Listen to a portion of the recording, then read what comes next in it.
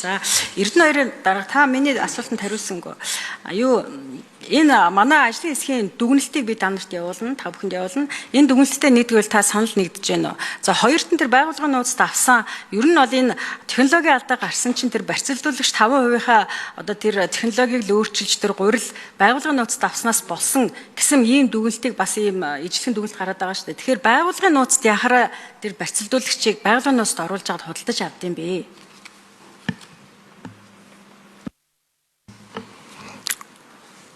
Дөрөв номер хариулъя. Хэд 3 номер хариулъя. Эрдэнэ дарга. За намайг би ажил авснаас хойш бол энэ одоо гурилын асуудал бол байхгүй. Энэ ковидын үед хил гайл хаалттай үед бас нэг юм туршилтын журмаар авч ирсэн юм билээ. Энэ акт албан шаардлага юмнууд нь тавигдчихсан. Энэ 2020 оны асуудал багт.